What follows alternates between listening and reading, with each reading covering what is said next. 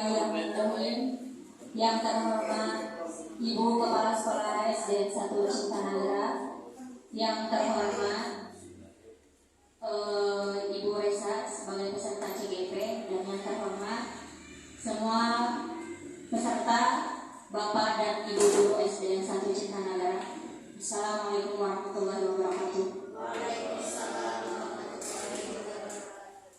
Alhamdulillahilladzi wa bihi nasta'inu ala umuri dunya wa din wa ala alihi wa sahbihi ajma'in. Rabbi shrah li sadri wa yassir li amri wahlul 'uqdatam min lisani yafqahu qawli. Pertama, marilah kita panjatkan puji dan syukur kehadirat Ilahi Rabbi, karena atas berkat dan izinnya kita semua dapat berkumpul di acara hari ini, yaitu acara diseminasi budaya positif peserta CGP Angkatan 9.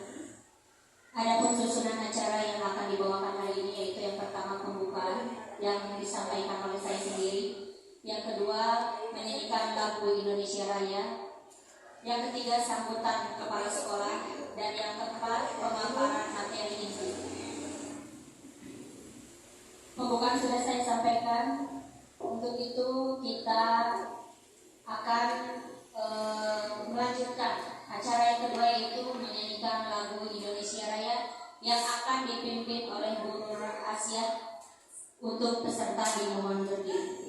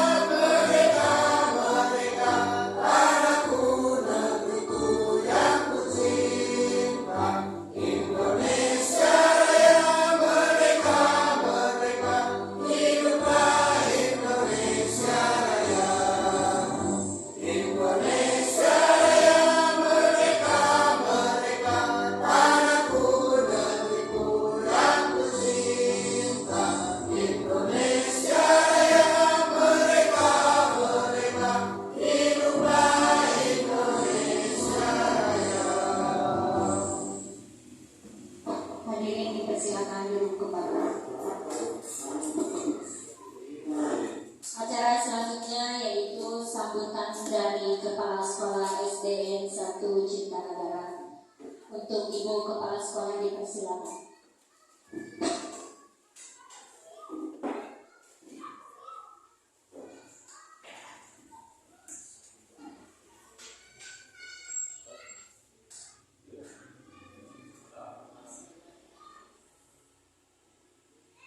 Bismillahirrahmanirrahim. Assalamualaikum warahmatullahi wabarakatuh.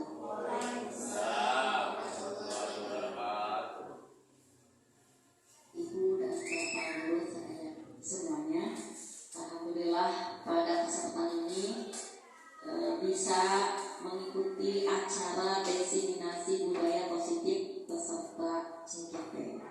Alhamdulillah pada kesempatan ini saya memperkenalkan diri. Nama saya Mariani, Kepala SDN 1 Cintanagara.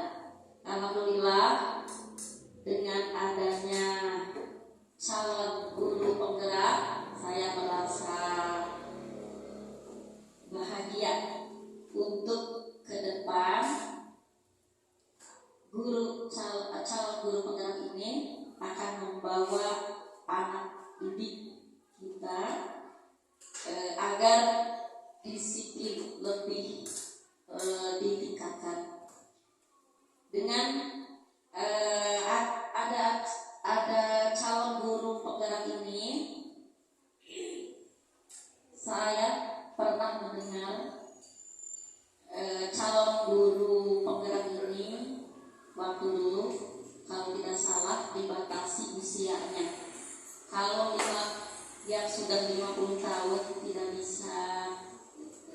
Kalau semua rekan saya ikut di dalam pendaftaran CPG dulu, CPP.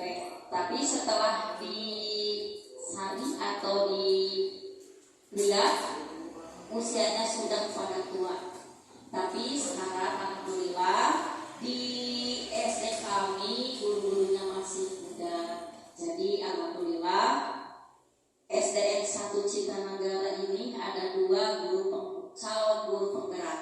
Mudah-mudahan dengan adanya calon guru penggerak ini memperbaiki masa-masa dulu belajarnya, bukan tidak baik tapi baik.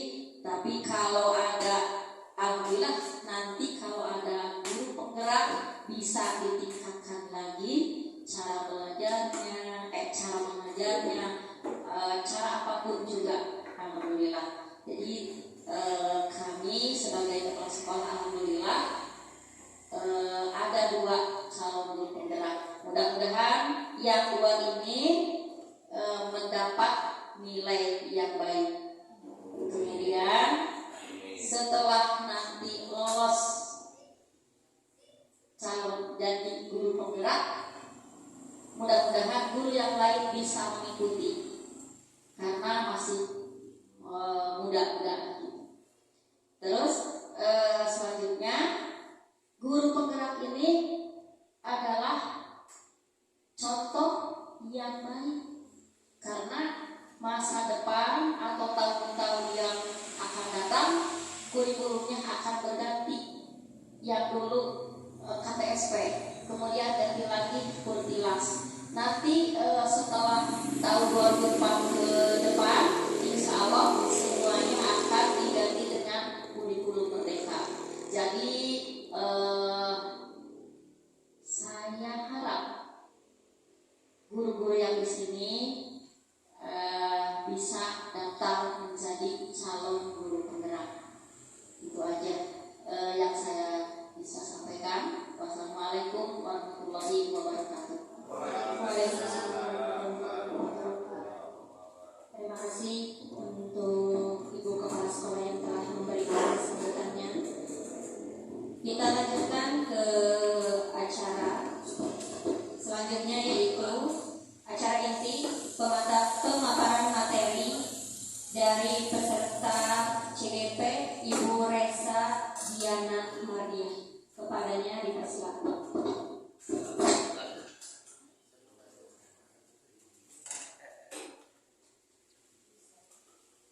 Baik, terima kasih kepada Ibu Moderator yang telah memberikan waktu kepada saya untuk menyampaikan diseminasi budaya positif, yaitu di sekolah kita SDN 1 Citanagara. Assalamualaikum warahmatullahi wabarakatuh. Selamat siang Ibu Bapak. Masih semangat? Walaupun sudah siang, tapi harus tetap semangat ya Ibu Bapak untuk mengikuti diseminasi budaya positif yang insya Allah mudah-mudahan budaya positif ini bisa kita terapkan khususnya di sekolah kita ya. Pertama, perkenalkan, di sini ada Ibu fasilitator yang membimbing saya pada saat pelaksanaan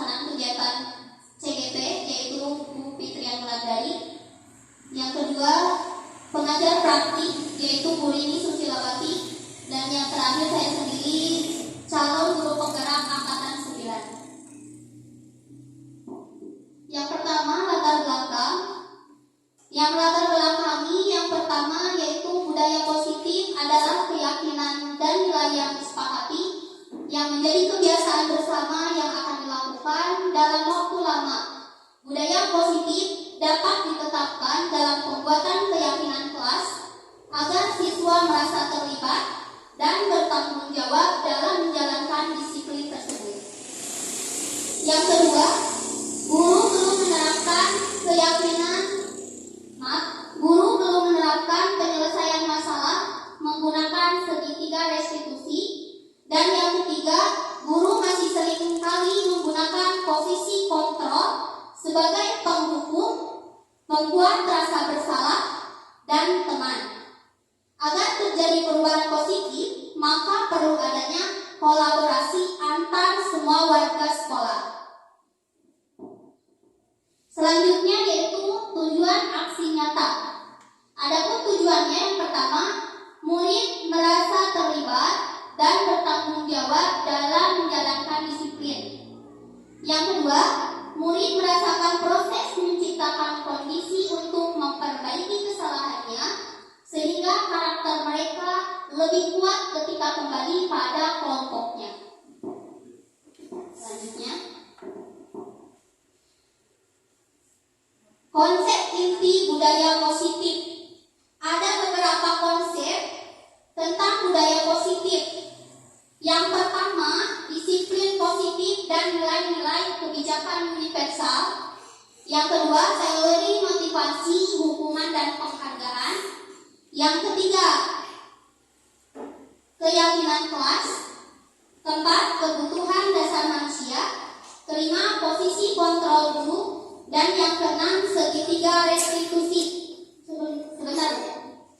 Nah, dari beberapa konsep budaya positif, coba saya mau bertanya kepada ibu bapak, dari konsep inti budaya positif, manakah yang paling menarik atau yang langkahnya jarang menurut bapak ibu? Itu yang mana?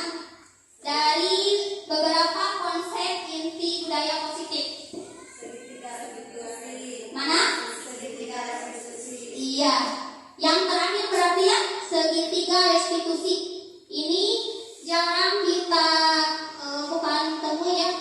Tetapi mungkin kita belum tahu bagaimana itu segitiga restitusi dan bagaimana cara kita menerapkannya. Padahal kemungkinan kita juga, Bapak Ibu juga pernah melaksanakannya, tetapi belum tahu apa itu ya, belum tahu namanya, istilahnya. Ya, selanjutnya Bu, untuk materi 1. Coba Ibu Bapak perhatikan. Ada gambar apa itu di layar? Gambar apa? Ada sebuah gambar tangan yang dikepalkan ya. Nah, coba ada A dan B. Misalkan A itu diri Bapak Ibu sendiri dan B itu misalkan teman Bapak Ibu. Nah, tugas A, sobeklah secari kertas kecil, tuliskan benda atau sesuatu yang sangat berharga untuk Anda. Misalkan Bapak Ibu nanti menuliskan dalam sebuah kertas kecil hal yang paling berharga untuk Bapak Ibu. Nanti kertas tersebut dikepal di tangan Ibu, kemudian nanti Bapak dan Ibu dengan temannya, bisa teman sebelahnya, nanti mempraktekkan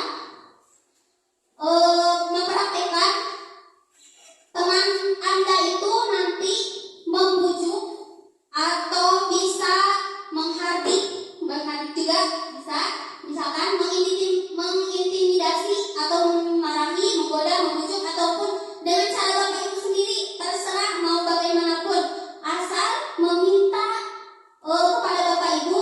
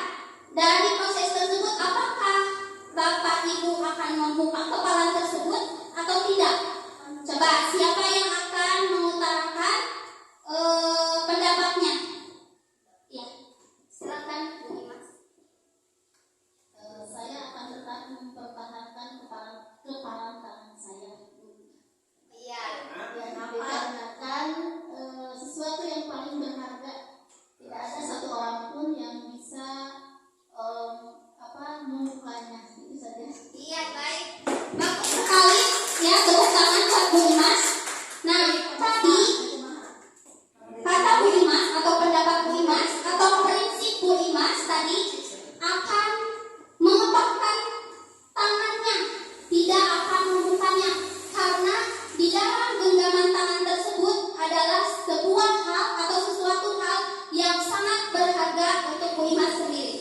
Ya. Nah, berarti ini menjadikan bahwa posisi kontrol kita itu ada di dalam diri kita sendiri. Diri kita tidak bisa dikontrol oleh orang lain, ataupun sebaliknya, orang lain pun tidak bisa dikontrol oleh kita. Ya, seperti itu Bapak Ibu. Selanjutnya, Bu. Nah, ini apa yang akan terjadi? Tadi kemungkinan yang terjadi. Yang pertama yaitu ada juga yang bersedia membuka. Terus yang kedua tetap mempertahankan genggaman. Nah, siapakah yang sesungguhnya memegang kontrol yang menutup kepala tangan atau yang berusaha dengan segala cara untuk membuka kepala tangannya? Jawabannya tentu diri kita sendiri. Ya, selanjutnya yaitu case study dari Dr. William Glaser meluruskan beberapa miskonsepsi tentang makna kontrol. Ada beberapa makna kontrol. Yang pertama, ilusi guru mengontrol murid. Pada dasarnya, kita tidak dapat memaksa murid untuk berbuat sesuatu jika murid tersebut memilih untuk tidak melakukannya. Walaupun tampaknya guru sedang mengontrol perilaku murid, hal demikian terjadi karena murid sedang diizinkannya dirinya untuk dikontrol. Saat itu, bentuk kontrol guru menjadi kebutuhan dasar yang dipilih murid tersebut.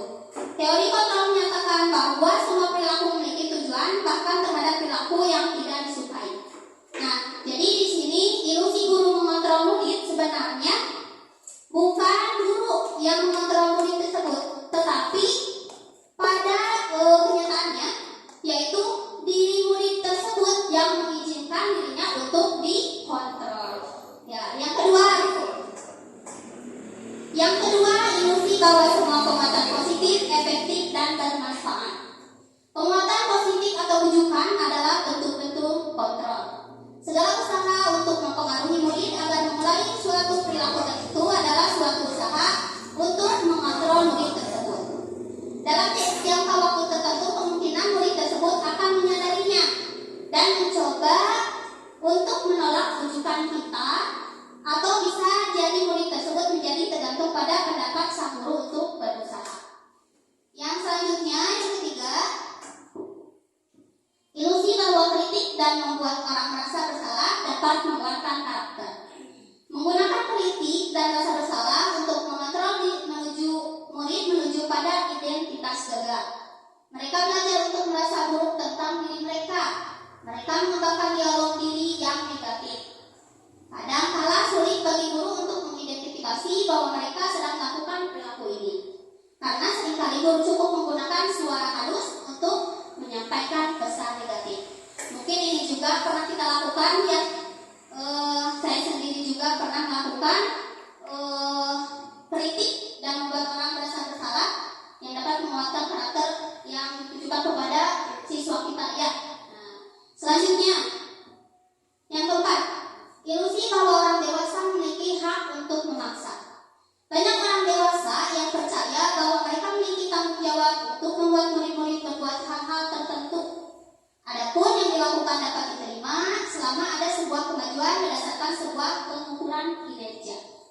Pada saat itu pula orang dewasa akan menyadari bahwa perilaku memaksa tidak akan efektif untuk jangka waktu yang panjang, dan sebuah hubungan permusuhan akan terbentuk. Mungkin dari paksaan itu ya, hubungan permusuhan pasti akan terbentuk ya. Terus ini perilaku memaksa itu tidak akan efektif untuk waktu jangka panjang. Nah, selanjutnya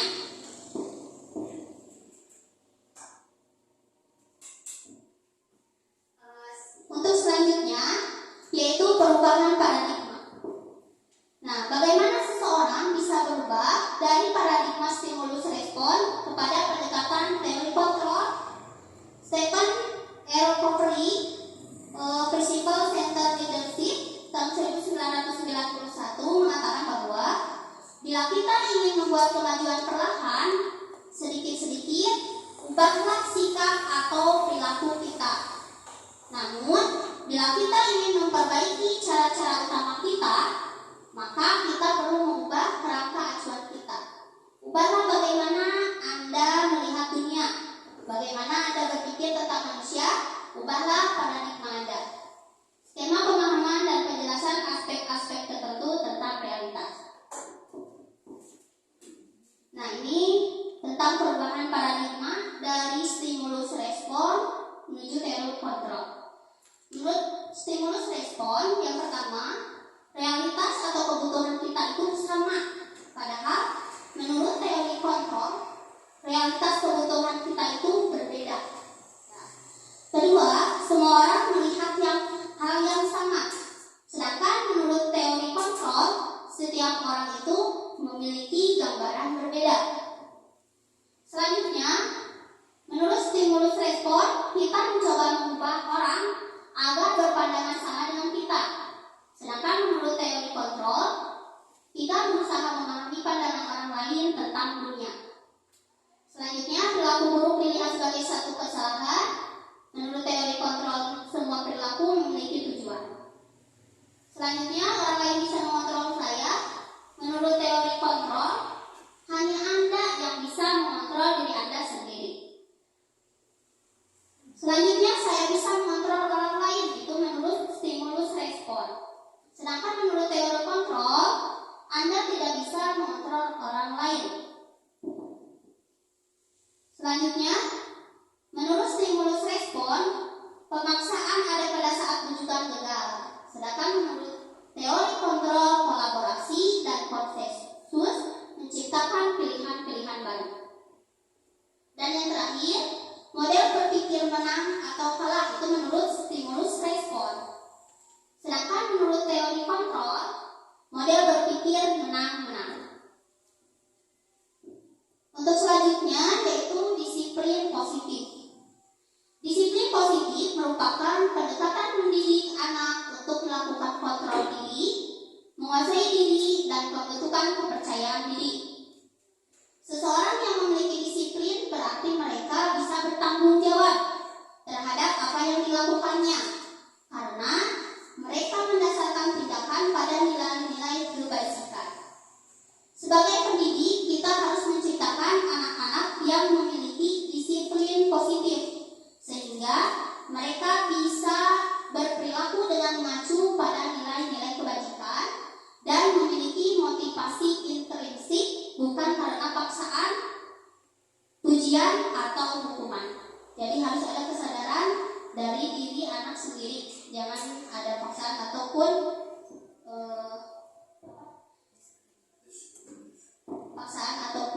penghargaannya. Jadi nanti ketergantungan. Selanjutnya, motivasi perilaku manusia. Mari kita tanyakan ke kita sendiri, bagaimana kita berperilaku? Nah, coba tanyakan kepada ibu bapak sendiri, bagaimana ibu bapak berperilaku, baik kepada siswa ataupun kepada rekan sejawat, ataupun kepada kepala sekolah, ataupun kepada semua warga masyarakat. Nah, bagaimana diri bapak ibu berperilaku? Nah, yang kedua, mengapa kita melakukan segala sesuatu? Pasti kita melakukan sesuatu itu ada alasannya. Ya. Nah, selanjutnya, pernahkah Anda melakukan sesuatu untuk mendapat senyuman atau pujian dari orang lain? Tuh. Ada yang menjawab pernah. Mungkin diri saya sendiri juga pernah, ibu bapak, dan sering juga, betul ya, Bu Titin. Nah, terus selanjutnya untuk mendapatkan hadiah, wah, itu sangat sering, karena kita selalu terlena ya, kalau misalkan ada hadiah-hadiah, kita ingin mendapatkannya, ya. Terus selanjutnya, Bu, maaf, sebelumnya belum dibaca sedikit. Atau untuk mendapatkan uang. Ibu bapak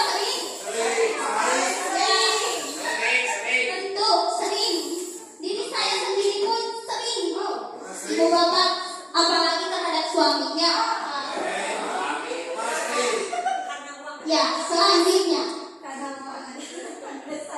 Bagian dari motivasi. Ya, motivasi perilaku manusia. Ya, masih tentang motivasi perilaku manusia. Yani Gosen dalam bukunya Back to Study School Discipline mengatakan ada 3 motivasi perilaku manusia. Yang pertama, untuk menghindari ketidaknyamanan atau hukuman. Ini adalah tingkat terendah dari motivasi perilaku manusia. Biasanya orang yang memotivasi perilakunya untuk menghindari hukuman atau ketidaknyamanan akan bertanya, apa yang akan terjadi apabila saya tidak melakukannya? Sebenarnya, mereka sedang menghindari permasalahan yang mungkin muncul dan berpengaruh pada mereka secara fisik, psikologis maupun tidak terpenuhinya kebutuhan mereka bila mereka tidak melakukan tindakan tersebut. Motivasi ini bersifat eksternal. Nah, motivasi yang pertama ini jadi sifatnya dari luar, ya, dari eksternal. Terus yang kedua, untuk mendapatkan imbalan atau penghargaan dari orang lain. Satu tingkat di atas motivasi yang pertama, di sini orang berperilaku untuk mendapatkan imbalan atau penghargaan dari orang lain. Orang dengan motivasi ini akan bertanya, apa yang akan saya dapatkan apabila saya melakukannya? Mereka melakukan sebuah tindakan untuk mendapatkan pujian dari orang lain yang menurut mereka penting dan mereka letakkan dalam dunia berkualitas mereka. Mereka juga melakukan sesuatu untuk mendapatkan hadiah, pengakuan, atau imbalan. Motivasi ini juga sama dengan yang tadi, bersifat eksternal, yaitu dari luar, ya.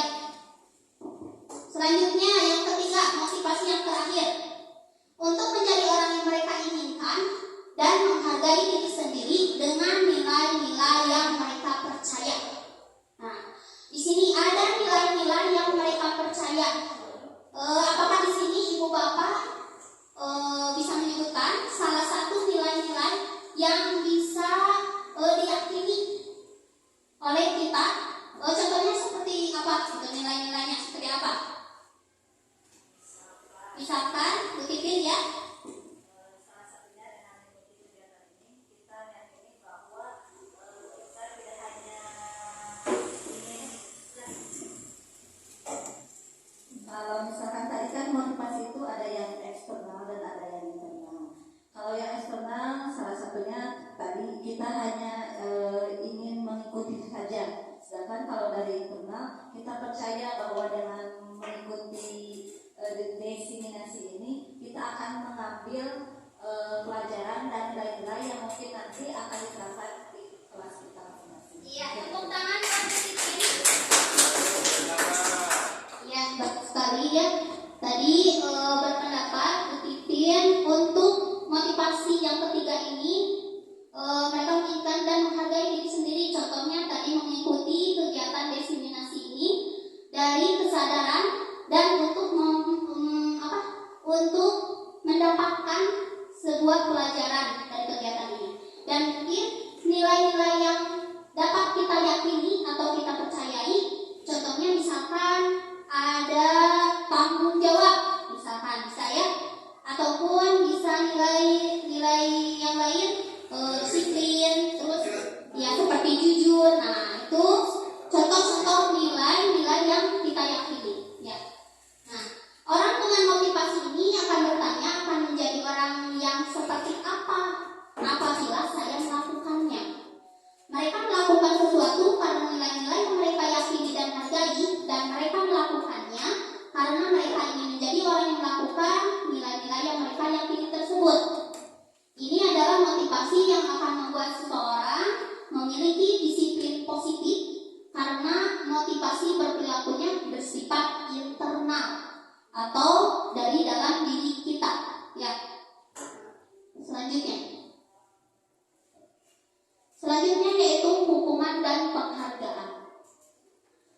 Poin yang pertama, dalam menjalankan peraturan ataupun keyakinan kelas atau sekolah, bila mana ada suatu pelanggaran, tentunya sesuatu harus terjadi. Yang kedua, tindakan terhadap suatu pelanggaran berbentuk hukuman atau konsekuensi. Dalam modul ini akan diperkenalkan program disiplin positif yang dinamakan restitusi.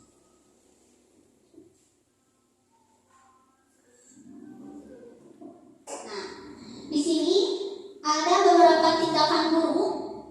Menurut Bapak Ibu, yang pertama itu pilih salah satu ya.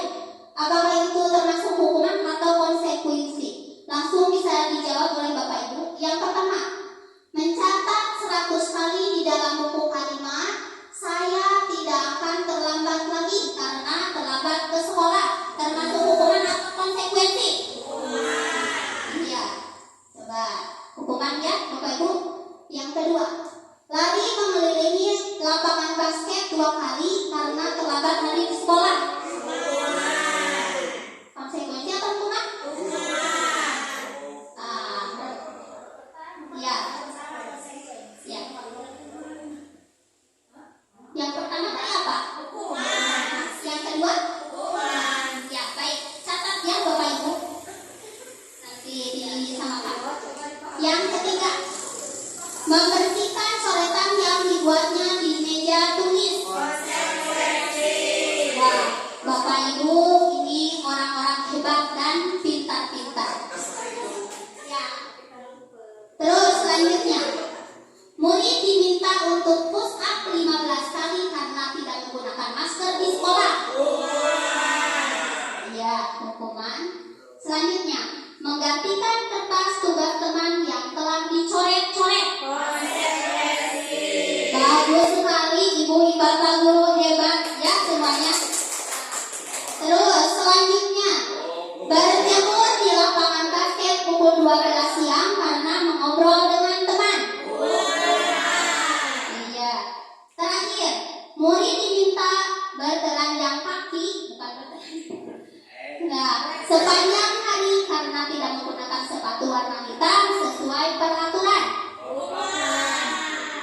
Ya, selanjutnya kita buktikan. Tadi yang pertama betul hukuman? Betul ya. Yang kedua hukuman juga, betul ya. Yang ketiga betul konsekuensi.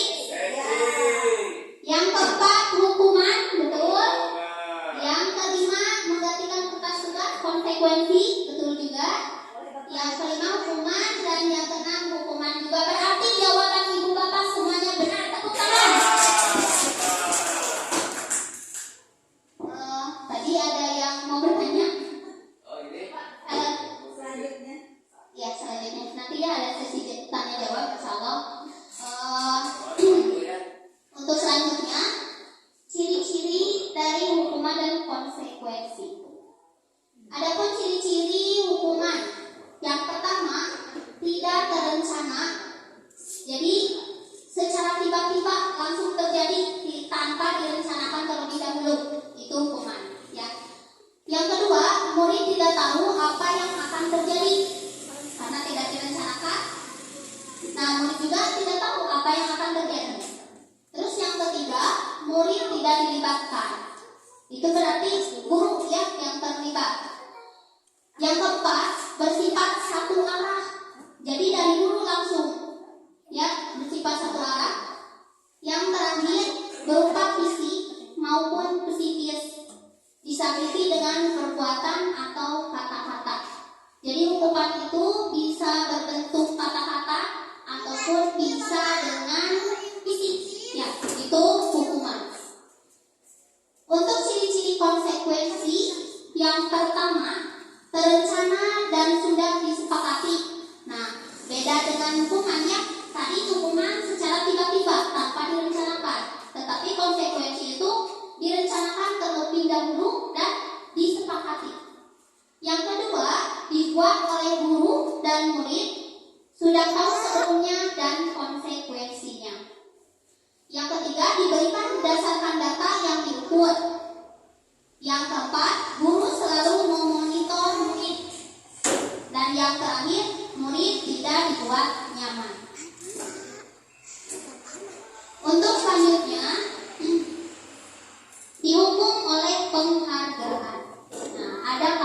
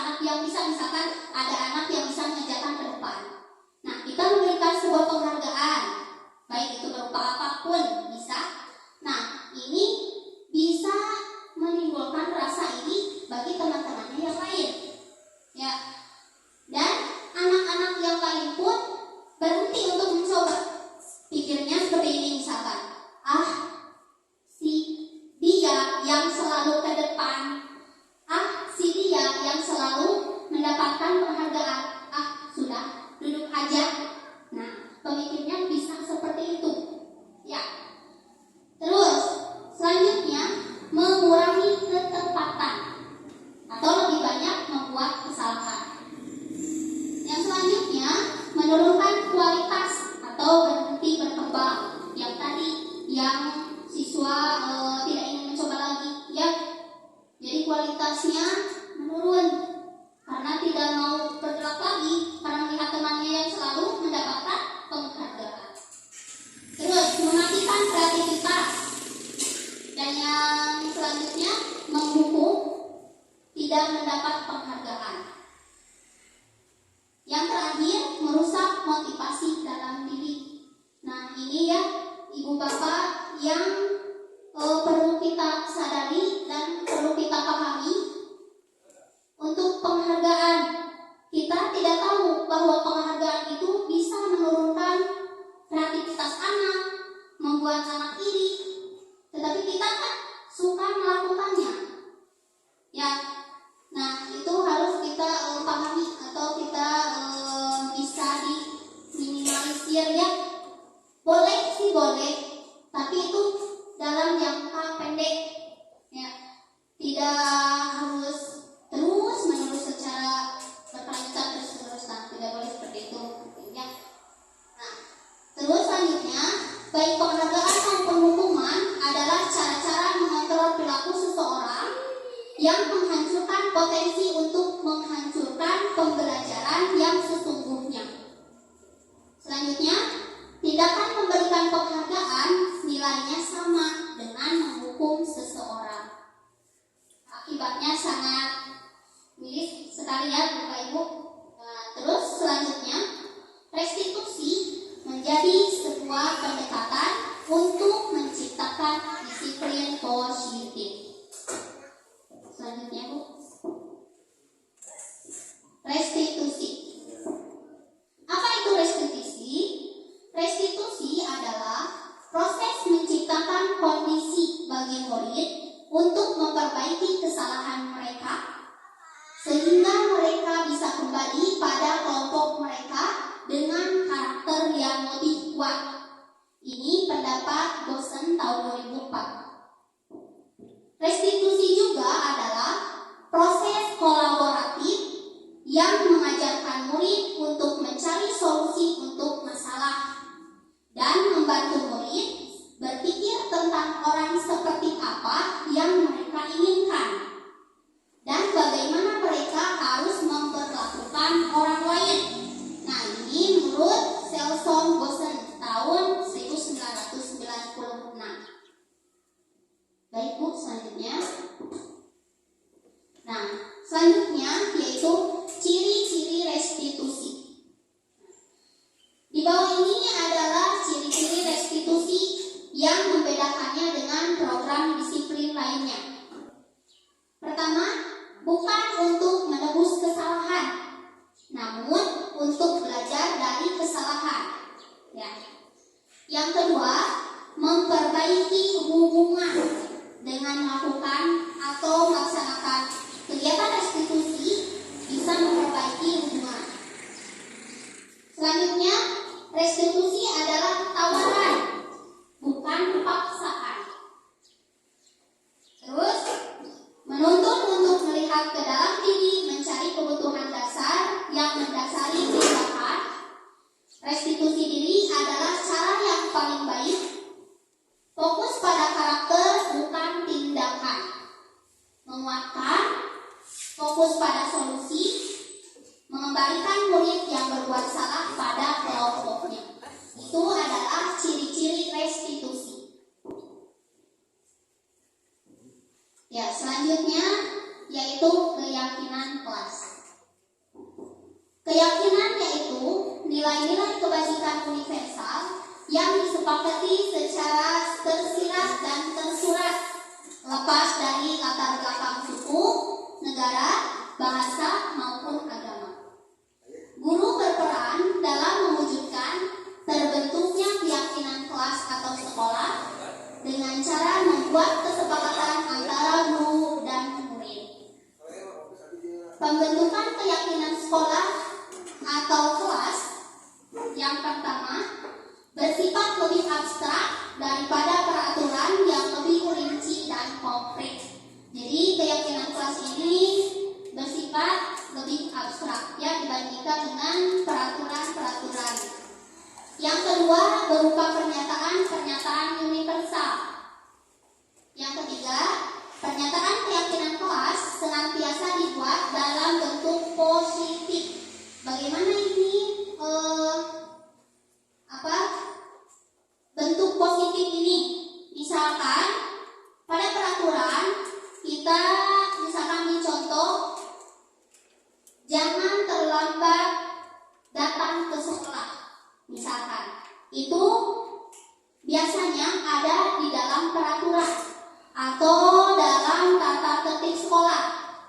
Nah, kalau mau dijadikan keyakinan kelas atau keyakinan sekolah, itu harus dirubah pernyataannya atau kalimat-kalimatnya harus dirubah ke dalam kalimat positif. Misalkan tadi, jangan terlambat datang ke sekolah. Kita rubah ke dalam kalimat positif. Misalkan menjadi datang tepat waktu. Nah, seperti itu. Itu contoh kalimat keyakinan kelas. Kita ambil contoh lagi misalkan jangan berkelahi di dalam kelas. Misalkan jangan berkelahi atau misalkan jangan berkelahi dengan teman. Misalkan ya, kan ada kata jangan. Nah, di dalam keyakinan kelas itu jangan ada kata jangan ya. Misalkan atau dilarang. Nah, itu tidak boleh. Atau ada kata tidak. Ya, tidak boleh misalkan. Nah, tidak boleh ya, tidak boleh ada kata tidak boleh, dilarang atau jangan. Nah, itu harus diubah ke dalam kalimat positif ya. Karena keyakinan kelas ini dibuat oleh murid dan guru dan nanti keyakinan kelas ini diyakini dan dilakukan oleh murid-murid di kelas ataupun oleh guru juga sama ya, disepakati dan dilakukan ya, seperti itu. Terus selanjutnya hendaknya tidak terlalu banyak sehingga mudah diingat dan dipahami oleh semua warga kelas. Nah, kalimatnya diusahakan jangan yang panjang-panjang atau yang banyak-banyak ya.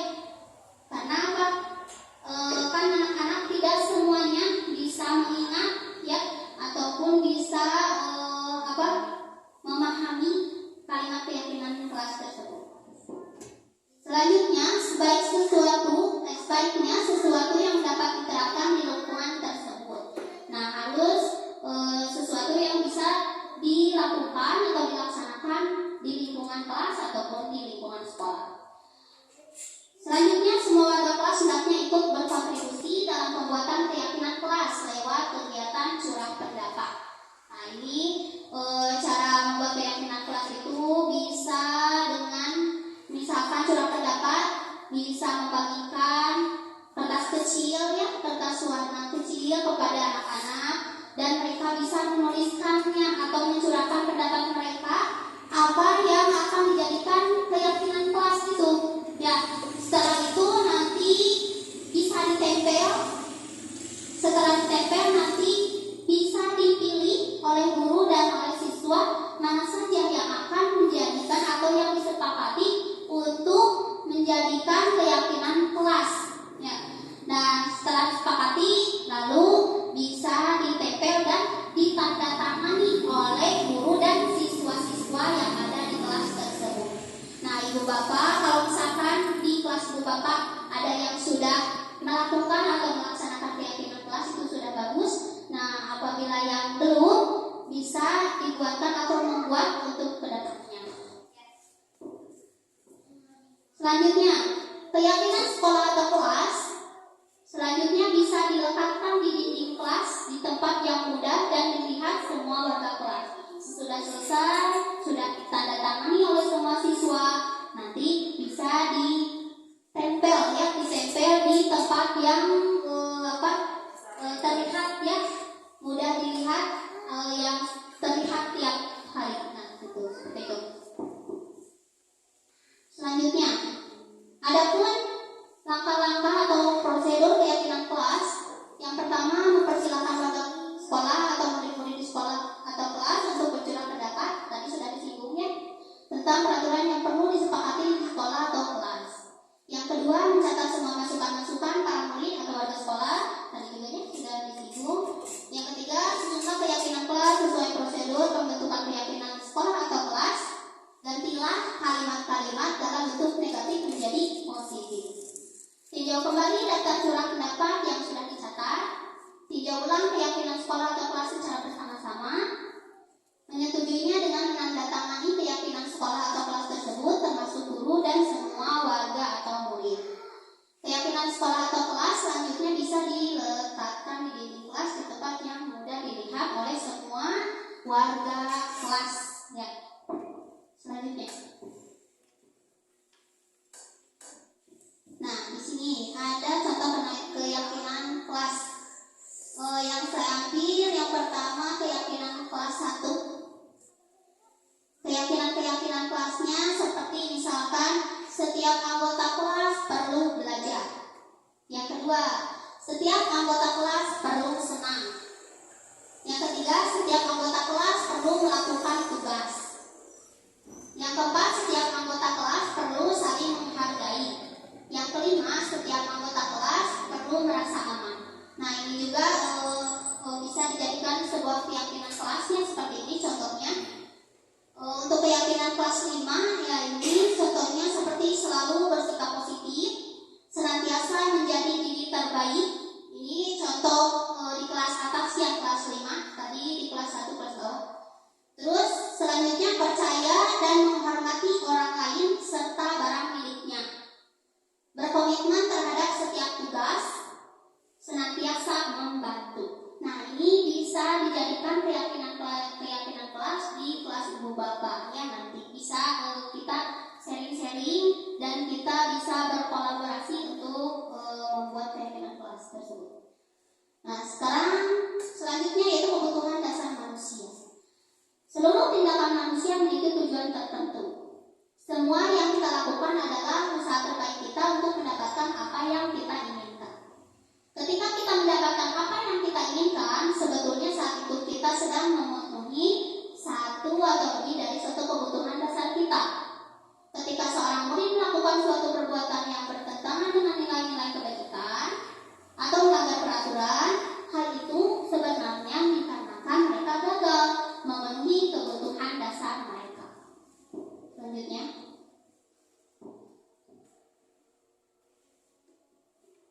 silakan Pak.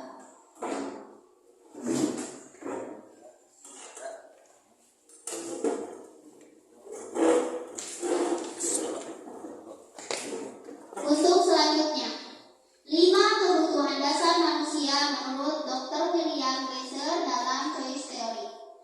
Yang pertama ada kebutuhan bertahan hidup, ya, bertahan hidup. Yang kedua ada kasih sayang dan rasa diterima. Yang ketiga ada kebutuhan dasar kebebasan. Yang keempat kesenangan dan yang kelima penguasaan. Selanjutnya Bu. Yang pertama, kebutuhan bertahan hidup. Kebutuhan bertahan hidup atau survival adalah kebutuhan yang bersifat fisiologis untuk bertahan hidup, misalnya kesehatan, rumah, dan makanan. Berarti ini berhubungan dengan sandang, pangan, dan papan. Ya, ini merupakan kebutuhan untuk bertahan hidup. Nah, selanjutnya Bu.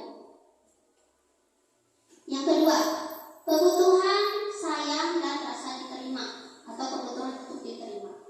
Nah, kebutuhan ini dan 3 kebutuhan berikutnya adalah kebutuhan psikologis. Kebutuhan untuk disayangi dan diterima meliputi kebutuhan akan hubungan dan koneksi sosial, kebutuhan untuk memberi dan menerima kasih sayang, dan kebutuhan untuk merasa menjadi bagian dari suatu kelompok. Kebutuhan ini juga meliputi keinginan untuk tetap terhubung dengan orang lain, seperti teman, keluarga, pasangan hidup, teman kerja, binatang peliharaan, dan kelompok di mana kita tergabung atau tergabung.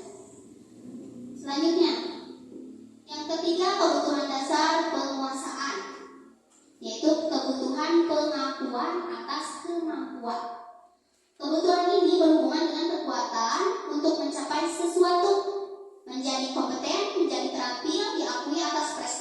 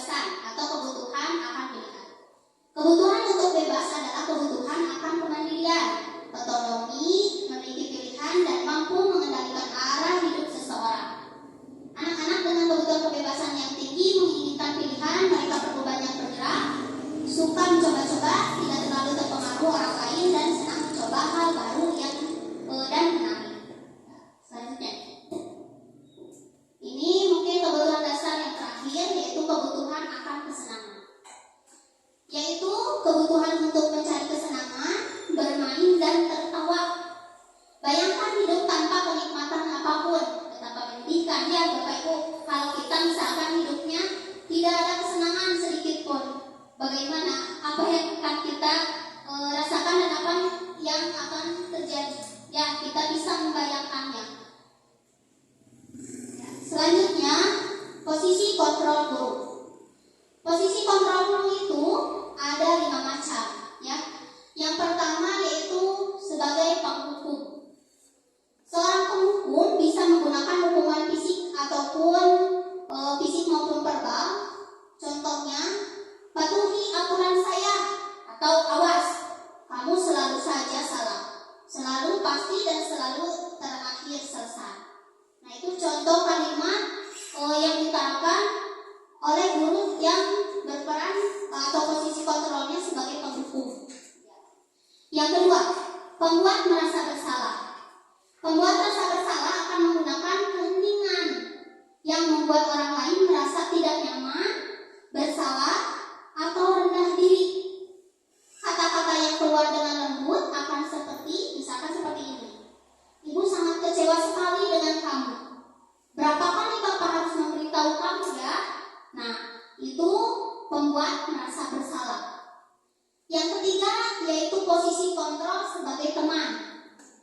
Guru pada posisi ini tidak akan menyakiti murid, namun akan tetap berupaya mengontrol murid melalui persuasi. Ya, ajakan contohnya, ayo bantulah demi Bapak ya. Ayo ingat tidak bantuan Bapak selama ini.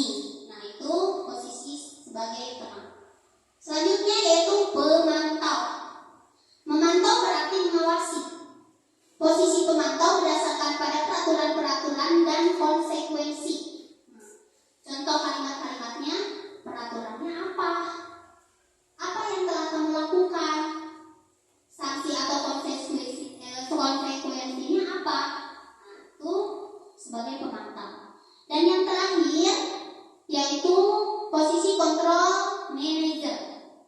Posisi terakhir manajer adalah posisi di mana guru berbuat sesuatu bersama dengan murid, mempersilahkan murid mempertanggungjawabkan perilakunya, mendukung murid agar dapat menemukan solusi atas permasalahannya sendiri. Nah, contoh kalimat-kalimatnya, apa yang kita yakini?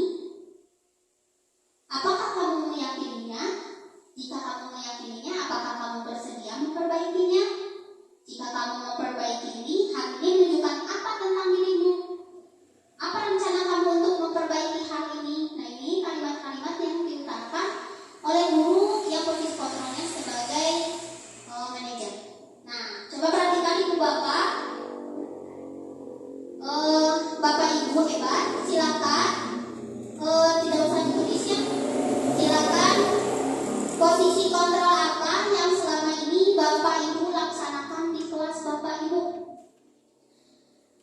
Di sini coba dari ibu-ibu yang ada di ruangan ini, ada yang mau berpendapat atau mengutarakan posisi kontrol apa yang pernah dilakukan oleh Bapak Ibu, baik itu di kelas ataupun di sekolah. Siapa yang mau berpendapat atau mengutarakan posisi kontrol yang sudah atau pernah dilaksanakan oleh ibu-ibu? Dari kelima kontrol tersebut tadi ya, penghukum, pembuat merasa bersalah, teman, pemantau atau manajer. Assalamualaikum warahmatullahi wabarakatuh. Waalaikumsalam warahmatullahi wabarakatuh. Tadi Bu Resa sudah menjelaskan bahwa posisi kontrol seorang guru di kelas itu ada 5 jenis. Ada yang sebagai penghukum, sebagai pembuat merasa bersalah, teman, pemantau, dan manajer. Mungkin yang saya alami selama saya mengajar, saya lebih sering menjadi seorang penghukum dan pembuat merasa bersalah. Nah, salah satu contohnya mungkin kemarin saya sudah mengutarakan ketika ada anak yang sedang proses pembelajaran, misal, Bu pulang, Bu jam berapa pulang? Nah, saya langsung kata, oh mau pulang, silakan sekarang saja pulang. Nah, mungkin itu termasuk ke pembuat merasa bersalah. Nah, kemudian sebagai penghukum, misalkan tadi kalau misalkan tidak mengerjakan soal berarti pulangnya paling terakhir, mungkin seperti itu. Nah sekarang mungkin saya ingin meminta saran. Kalau misalkan kita sebagai guru harus sebagai manajer, ya, apa yang harus dilakukan seorang guru supaya menjadi manajer di dalam sebuah kelas? Mungkin itu pendapat dari saya dan mohon jawaban dari pertanyaan saya. Assalamualaikum warahmatullahi wabarakatuh.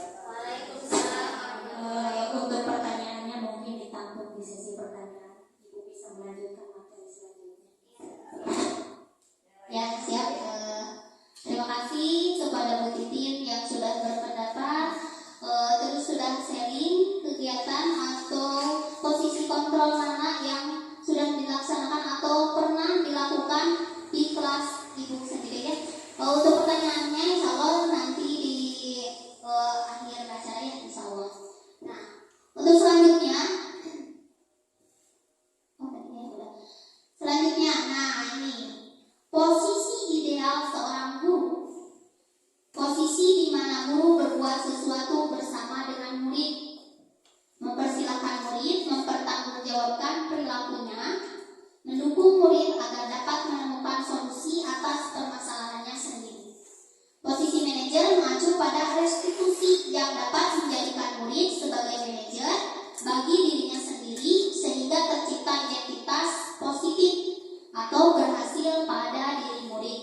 Ya, itu jadi memang susah ya ibu-ibu untuk melaksanakan atau melakukan posisi kontrol kita itu sebagai manajer.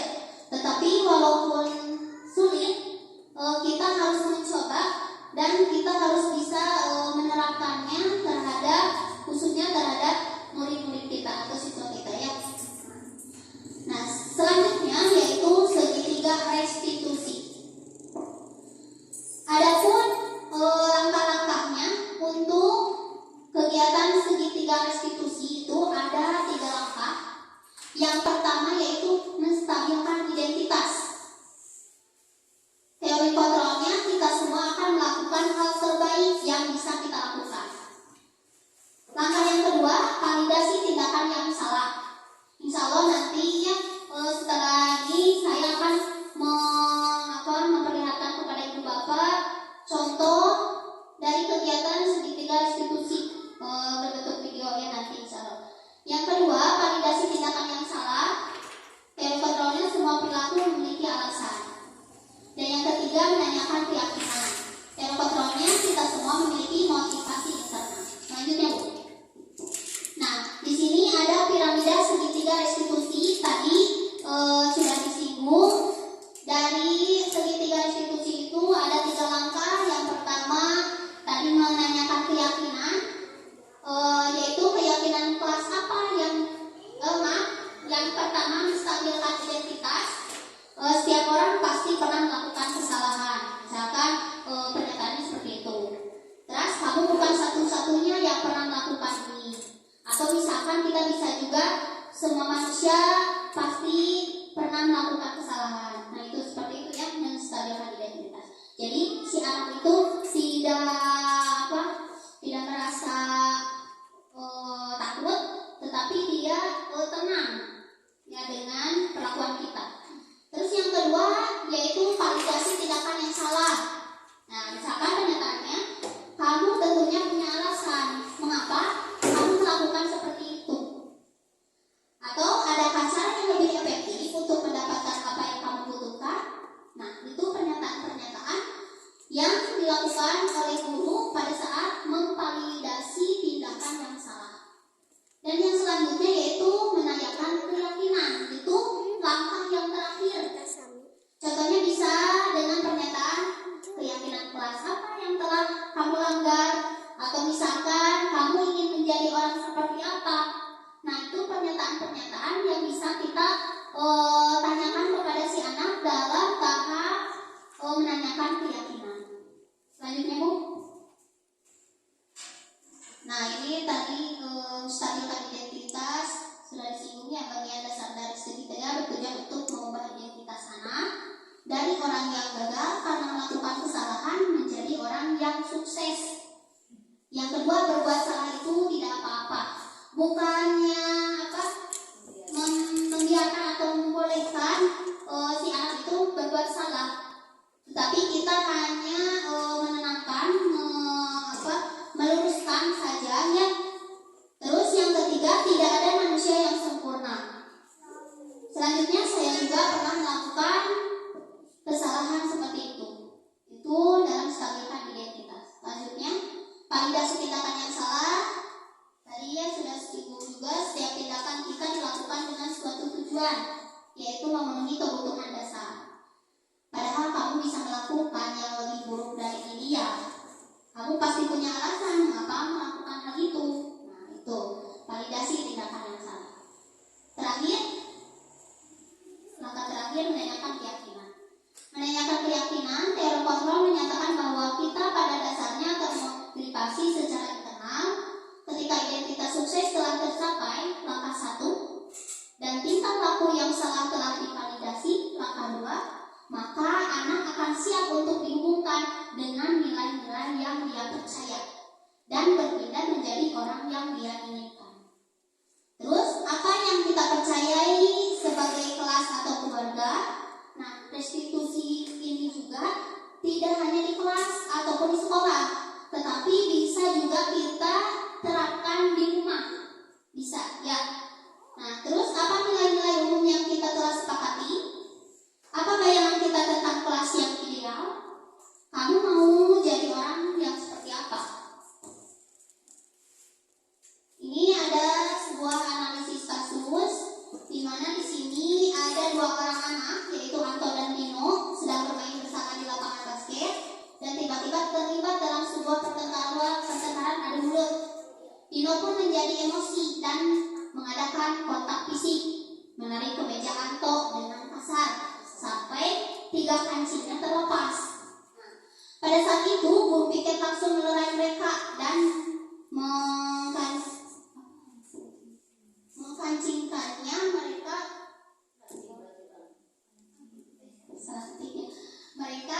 dan membawa mereka ke ruang kepala sekolah.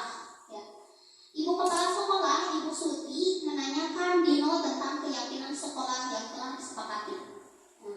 Ibu Suti melanjutkan bertanya apakah Dino bersedia memperbaiki kesalahan yang telah dilakukan terhadap Anto. Dino pun mengangguk. Kemudian Ibu Suti balik bertanya kepada Anto, hal apa yang bisa dilakukan Dino untuk memperbaiki masalah?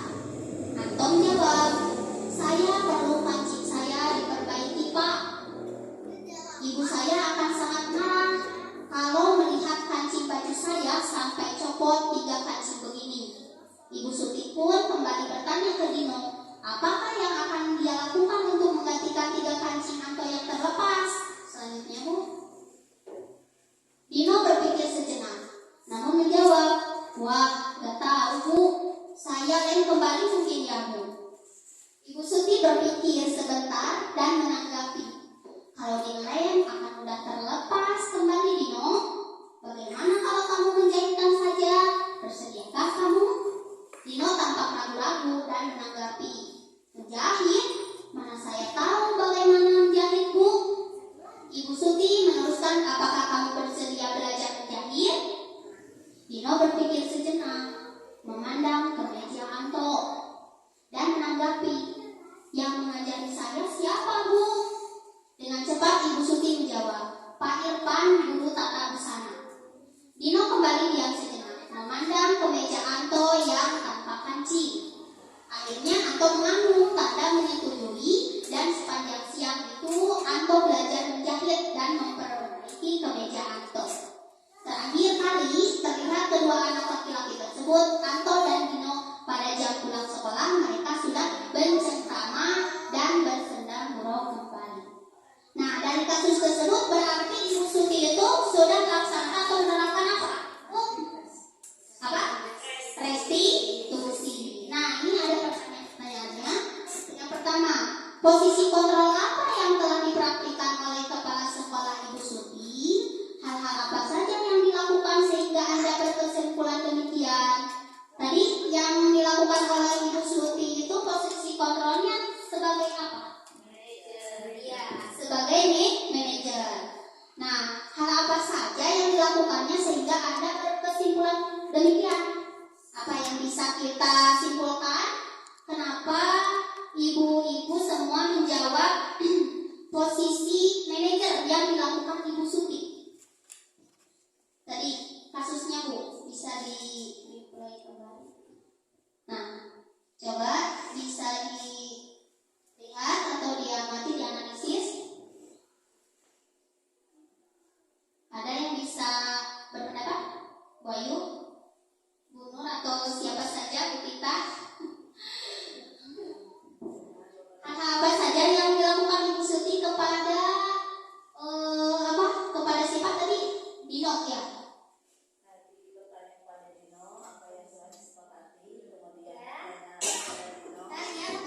lagi, siap Bu Titin ya menjawab.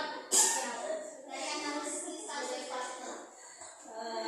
Tadi mungkin dari analisis kasusnya yang pertama dilakukan oleh Bu Suti menanyakan Dino tentang keyakinan sekolah yang telah disepakati. Kemudian Bu Suti melanjutkan bertanya apakah Dino bersedia memperbaiki kesalahan yang telah dilakukan terhadap Anto.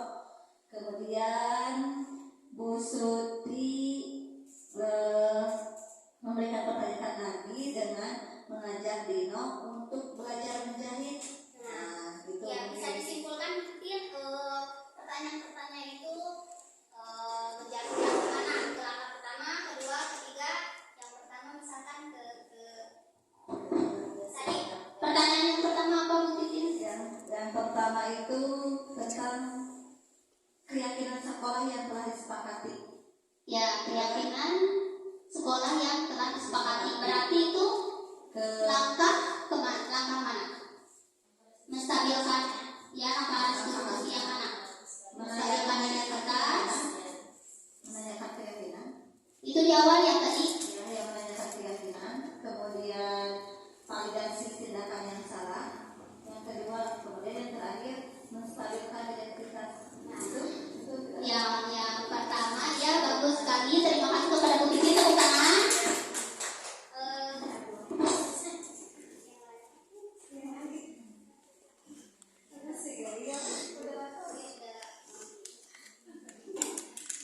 Ya, selanjutnya Bu. Terus selanjutnya.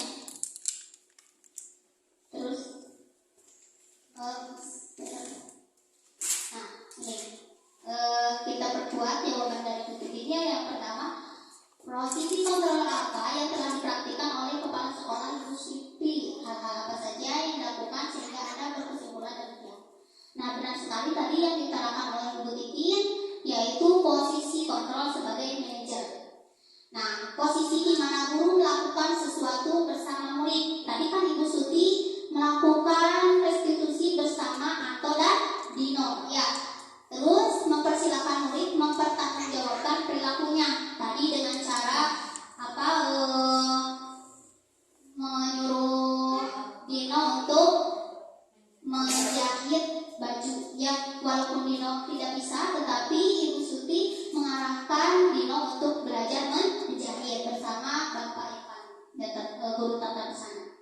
Terus mendukung murid dapat menemukan solusi atas permasalahannya sendiri. Nah, barusan yang telah disinggung juga termasuk solusi untuk memperbaiki baju Dino yang copot kancingnya oleh Anto.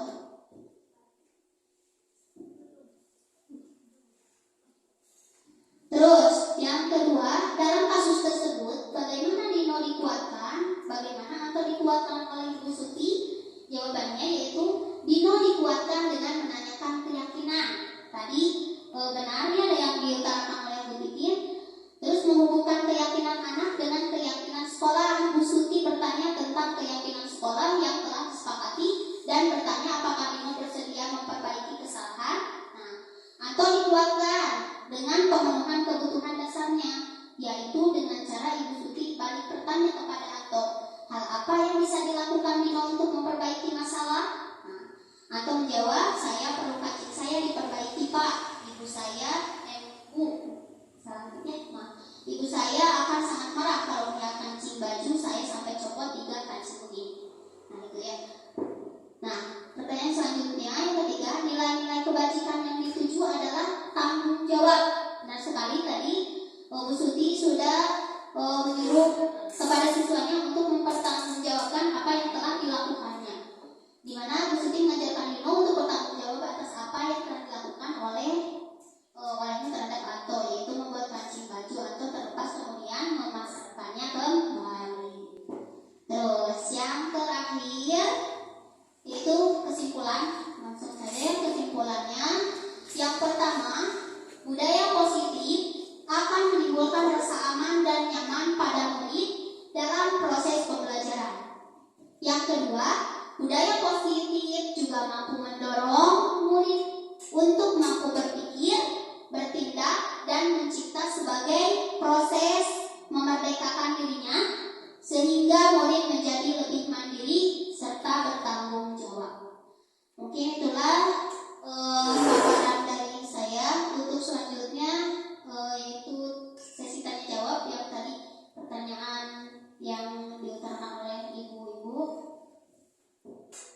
Silakan saya kembalikan dulu kepada Ibu moderator. Terima kasih untuk pemaparan materi dari Ibu Resa Diana Mardia. Untuk selanjutnya adalah sesi pertanyaan untuk para peserta yang ada di forum ini. Jika ada yang ingin bertanya, dipersilakan. Tadi sudah ada yang mewakili satu pertanyaan dari Bu Titin yang akan saya bacakan setelah terkumpul beberapa pertanyaan dari Ibu sekalian. Ya, silakan Bu. Bismillahirrahmanirrahim. Assalamualaikum warahmatullahi wabarakatuh. Pada Ibu narasumber tentunya yang saat ini telah menyampaikan materi, yang saya ingin tanyakan terkait motivasi. Kita kan sebagai guru sering memberi motivasi kepada siswa. Contohnya saya di kelas kepada setiap petugas piket, misal dari Regu piket Senin, Selasa, Rabu, Kamis, Jumat, dan Sabtu itu saya perhatikan kebersihannya apakah sudah bagus atau bagaimana setiap hari itu, dan saya nilai. Kemudian setiap 3 bulan sekali selalu saya beri penghargaan Regu terbaik atau anggota piket terbaik. Nah, penghargaan seperti itu, Bu, tadi saya lihat kan dapat juga penghargaan itu adalah sebuah hukuman, ya. Tetapi anak-anak kan kadang selalu menginginkan sebuah motivasi yang eksternal seperti itu. Jadi apakah itu sebaiknya dilakukan atau berdasarkan adanya penghargaan adalah sebuah hukuman, sebaiknya apa yang kita lakukan sebagai guru seperti itu? Terima kasih. Wassalamualaikum warahmatullahi wabarakatuh. Waalaikumsalam warahmatullahi wabarakatuh. Pertanyaannya ditampung dulu. Pertanyaan dari Bu Ayu sama persis seperti yang akan saya tanyakan. Sudah jelas seperti terwakili. Untuk peserta yang lain, ada yang mau bertanya? Satu pertanyaan lagi untuk Bu Resa. Kalau tidak ada, akan dilanjutkan oleh Bu Resa. Bentuk jawabannya seperti apa? Untuk pertanyaan yang pertama, Bu Resa, Bu Titin tadi mengutarakan pertanyaan, hukuman apa yang baik yang harus diberikan guru kepada anak yang membuat kesalahan dari 5 jenis hukuman tadi yang dipaparkan. Saya tangkap pertanyaannya seperti itu. Tadi ada 5 buah hukuman yang dipaparkan. Salah ya? Iya. Sudah dipahami pertanyaannya, Bu? Baik Bu, sudah dipahami insyaallah. Untuk pertanyaan pertama tadi dari Bu Titin, yaitu bagaimana cara kita menjadi seorang guru yang memiliki posisi kontrol sebagai manajer. Jadi seperti itu ya Bu Titin. Ya, untuk jawabannya silakan ibu-ibu bisa melihat video yang ditayangkan di depan, yaitu penerapan segitiga restitusi. Salam dan bahagia dari Bapak Guru hebat. Pada video kali ini kita akan membahas tentang salah satu program disiplin positif yang diterapkan di lingkungan sekolah yang dikenal dengan nama restitusi.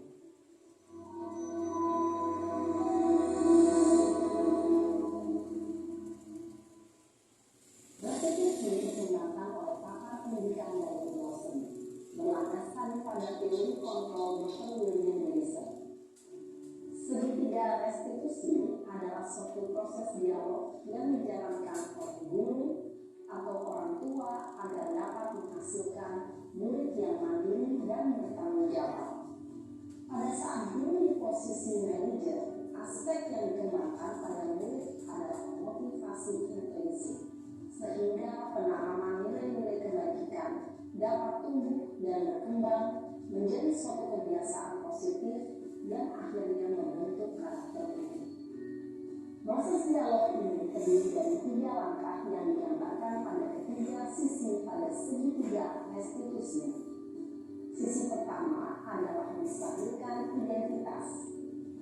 Sisi yang kedua adalah variasi tindakan yang sama. Dan sisi yang ketiga adalah tindakan keyakinan. Ibu dan bapak guru berikut ini akan menunjukkan bagaimana seorang guru berada dalam posisi manajer menggunakan penerapan segitiga restitusi.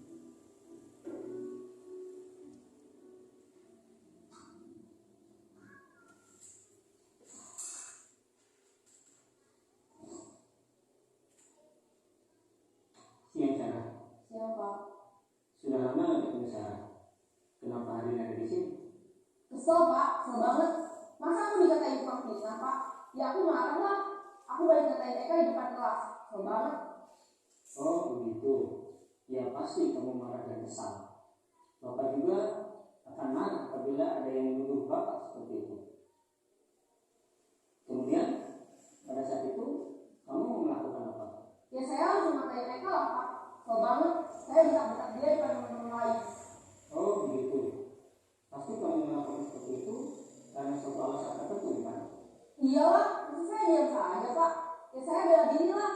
Masa saya dituduh tukang fitnah? Ya wajar lah. Mempertahankan harga diri itu sesuatu yang penting buat kamu. Untung kamu tidak berpikir gagal lagi. Hanya membentak-bentak. Iya Pak. Untung saya masih bersabar dan hanya mendekat saja. Sudah ingat padahal saya pasti bela diri lah. Ya pasti ya. Tapi kamu memilih untuk tetap bertahan dan bersabar. Kamu memilih untuk tidak berbuat lebih parah lagi kan? Iya. Nah, sekarang coba kita lihat lagi tindakan kamu yang bentak-bentak kita di kelas. Tindakan kamu itu kira-kira sesuai dengan keyakinan kelas atau mungkin kamu tidak?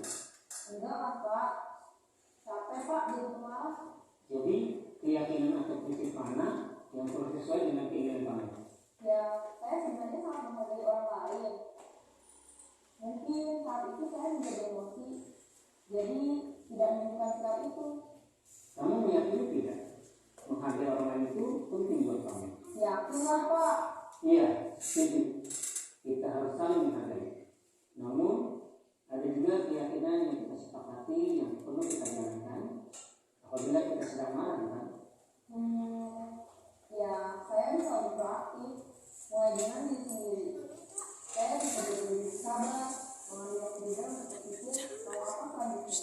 Kira-kira kamu bersedia memperbaiki masalah ini tidak? Bersedia Pak. Kalau kamu memperbaiki masalah ini, kamu akan menjadi orang seperti apa? Saya akan menjadi orang yang bertanggung jawab kali ya Pak. Dan senantiasa proaktif. Iya, menurut kamu bagaimana rasanya menjadi orang seperti itu? Ya nyaman lah. Bangga bisa bersabar dan mandiri. Baiklah kalau begitu. Yuk kita pikirkan bagaimana memperbaiki masalah ini.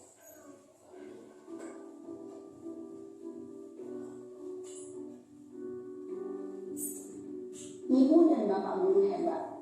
Baru saja kita menyaksikan. Bagaimana Bu Titin? Apakah terjawab dari pertanyaan yang tadi dari video yang sudah ditayangkan? Justru menimbulkan pertanyaan kembali. Bagus ya. Berarti lebih penasaran ya. Pertanyaan yang timbul apa coba Bu Titin? Pertanyaan yang timbul itu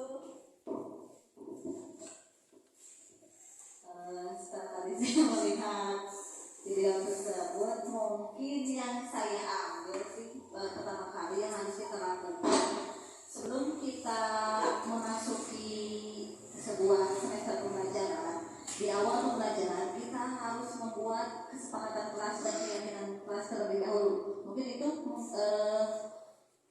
urutan pertama supaya guru menjadi sebuah leader di dalam kelasnya. Jadi si guru membuat keyakinan bersama anak-anaknya kesepakatan apa yang mungkin nanti akan kita laksanakan selama dalam pembelajaran. Apabila misalkan berhubungan dengan hukuman atau konsekuensi yang akan kita ambil, berarti itu sudah dihubungkan kesepakatan awal yang sudah kita laksanakan. Mungkin seperti itu. Nah, pertanyaan saya selanjutnya jadi panjang ya Pak. Bapak, mungkin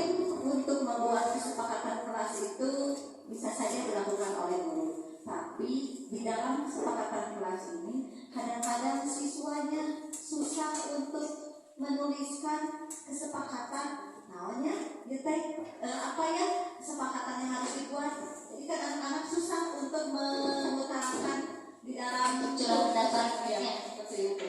Nah, mungkin itu kalau berkepanjangan masih banyak pertanyaan. Ya, ya untuk pertanyaan selanjutnya. Ini bakal panjang ya hari itu atau bersedia. Ya, dapat disimpulkan pertanyaan Bu Titin untuk membuat keyakinan kelas itu sulitnya di siswa tadi ya, di siswa mungkin siswa susah untuk mengutarakan atau berpendapat apa saja nih yang akan menjadikan keyakinan kelas itu. Nah, untuk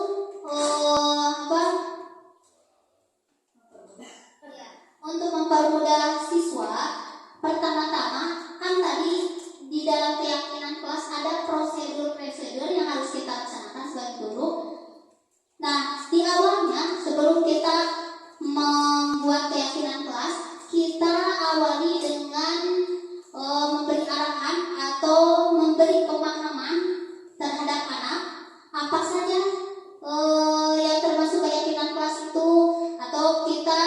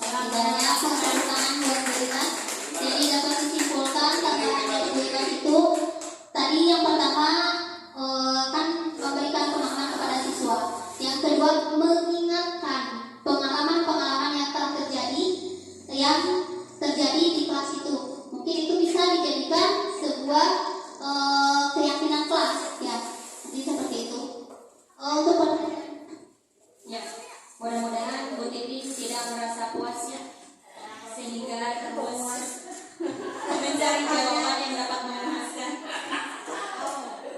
Ya, selanjutnya pertanyaan dari Bu Ayu. Pertanyaannya hampir sama dengan yang akan saya tanyakan. Penghargaan tadi merupakan bagian dari hukuman.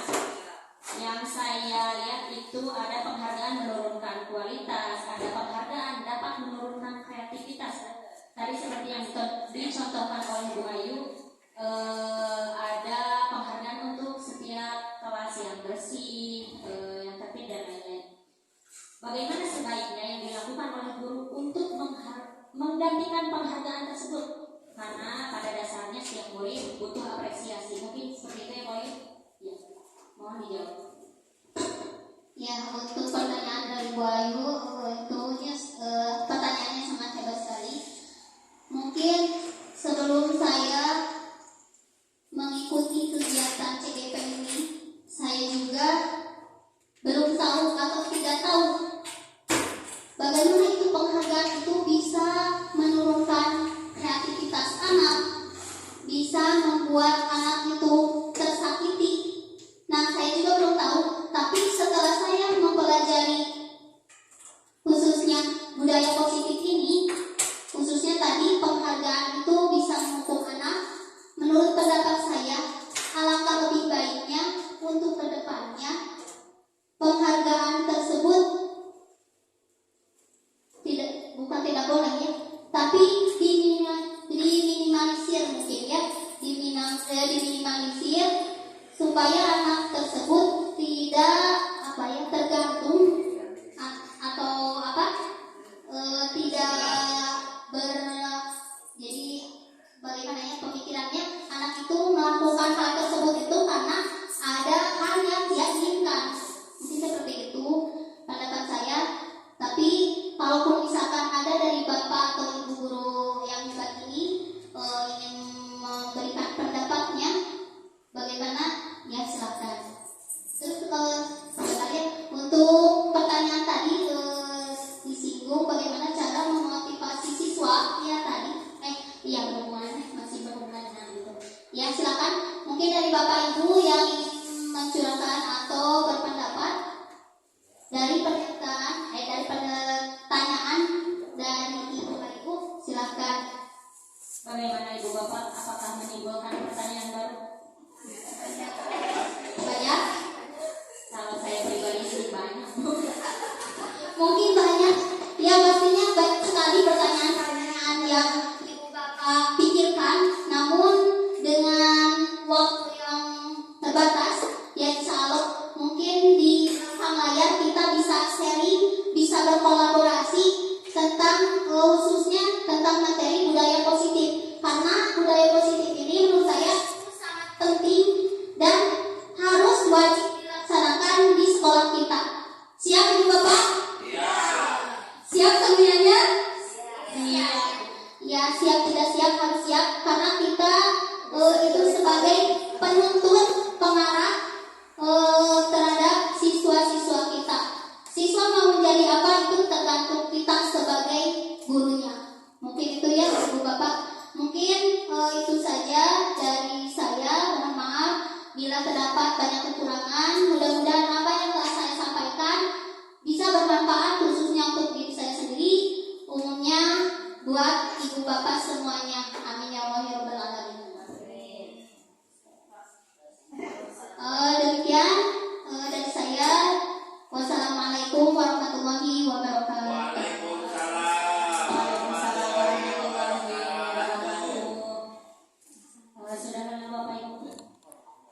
Pademan atau nanti sampai ke akhir? Berasa badai di Pademan sampai ke akhir.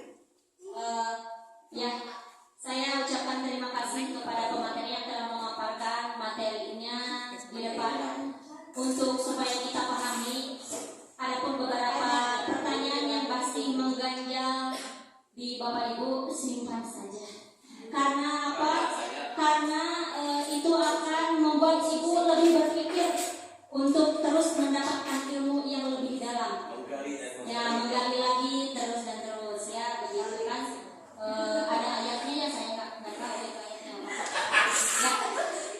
pengalaman lebih dikit. Ya, terima kasih untuk acara hari ini dicukupkan sekian. Marilah kita mengucapkan hamdalah bersama-sama.